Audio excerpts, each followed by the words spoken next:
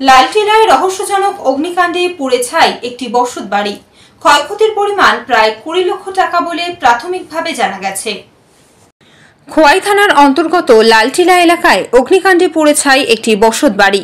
Police সূত্রে জানা যায়, লালটিলার বাসিন্দা শীতল নামো গতকাল বিকেলে বাড়িতে তালা দিয়ে নিকট আত্মীয়ের বাড়িতে বেড়াতে যান।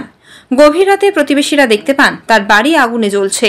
তড়িঘড়ি তারা আগুন নেভানোর চেষ্টা চালালেও ততক্ষণে লেলিহান শিখা বাড়ি ও আসবাবপত্র গ্রাস করে ফেলে।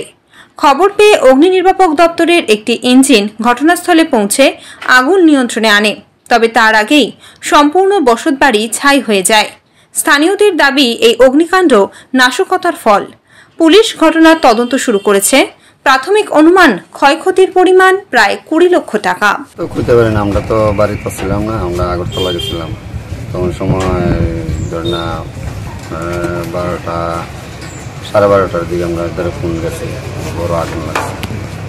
হ্যাঁ, তারপরে এখানে লোকজন আর শুনছে, দেখছে, পাশের বাড়ির লোকে চিল্লাচিল্লি করছে। এরপরে এরা আইসে, লোকজন আইসে, আয়া সেরা ফায়ার ব্রিগেড ফোন করছে। ফায়ার ব্রিগেডটা একটু আইতে দেরি করছে, নাহলে একটা রুম বাঁচাইতে পারলো না। এরা যতটুকু আইডিয়া করছে, আমি তো আসতাম না কেন। এরপরে আমি আইসি 3টা ঘন্টার দিকে আমি আইসি, আয়া সেরা কি অবস্থা। এই অগ্নিকাণ্ডে আপনার ক্ষয়ক্ষতির পরিমাণ ভর্তি করেন না,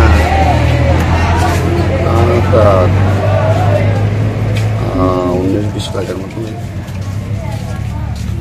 ব্যুরো রিপোর্ট, ডি নিউজ।